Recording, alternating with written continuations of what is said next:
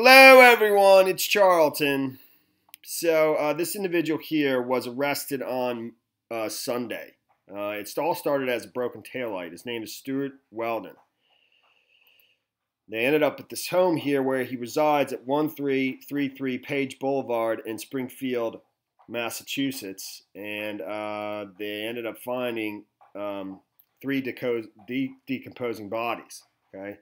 But first, let me start at Sunday. He was just being pulled over for a broken taillight, and he took off. So there was chase. He ended up crashing his car into another police cruiser, was pulled out of the car, wrestled with cops. But there was a woman also in the car, and she told cops that he had told police that he had held her captive for a month, was sexually assaulting her, beating her with a hammer and other objects, police said.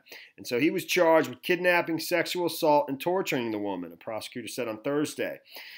So, and there's more explicit details in the police report in terms of her injuries and her condition. On a police report on Weldon's May 27th arrest says the woman in the car was shaking and crying uncontrollably. She had wounds that suggested prolonged abuse, according to the report, and was treated at a hospital for a fractured jaw, stab wounds to her abdomen, injuries from a blunt object, and a festering infection on her leg.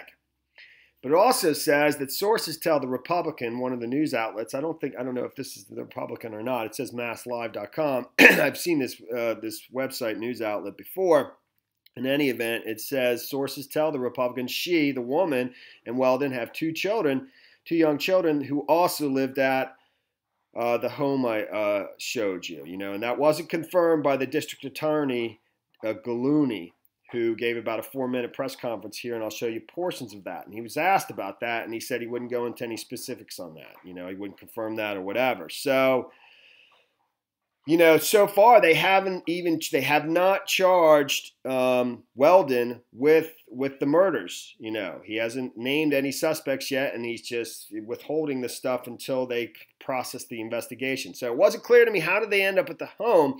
Originally, I thought the woman who claimed she was held captive and tortured by the man and what he's being charged for had directed them there, but not according to this article. The article says the mother, who's actually listed as the owner of the home, and that's right on the property records at Springfield, Massachusetts. I guess it's the county website or the township, whatever.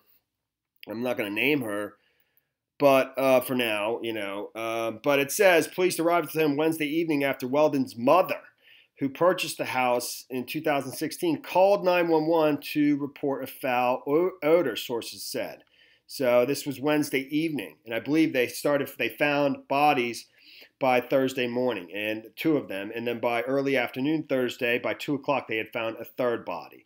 And the home, it's got a garage set back in here, and I believe there's like a shed over here. Yeah, right there.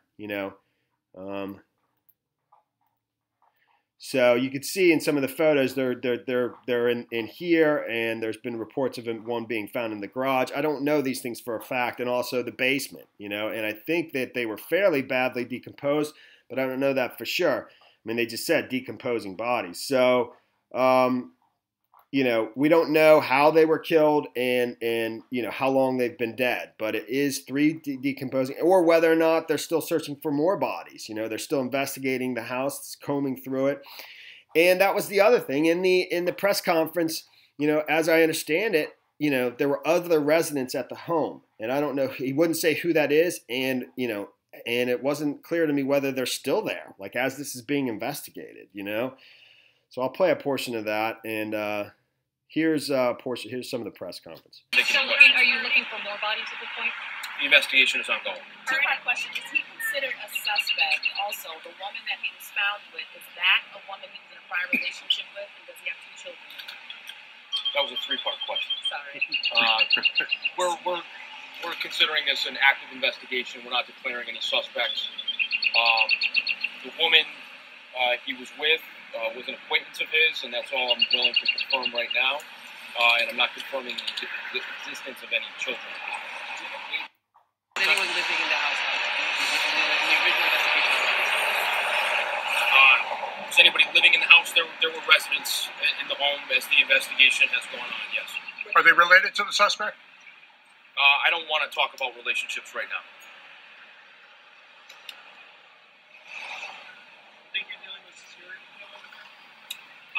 Okay, and so, yeah, and she was also asked about a Westfield property. I don't know if there's a second property that the individual, Stewart Weldon, is associated with in some way, whether he lived there or what. But, I mean, he was asked about that as well.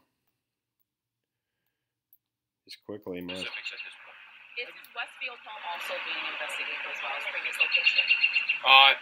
The investigation is ongoing, and so, this is developing, and I'm sure going to hear more about the details of the bodies and identities. None of that's been released yet, and nobody's been charged yet with murder or anything, of the decomposing bodies. So that's the story there for now. I will make an updated video as soon as I know more. Thanks for watching my videos. Please subscribe to my channel. Give me a like down below. I will see you in the next video. Later, man.